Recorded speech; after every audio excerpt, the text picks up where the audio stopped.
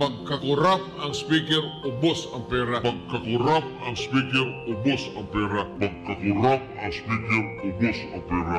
Ang budget ng Pilipinas ay hawak lang ng dalawang tao.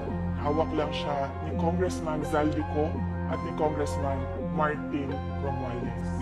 Yan ang katotohanan.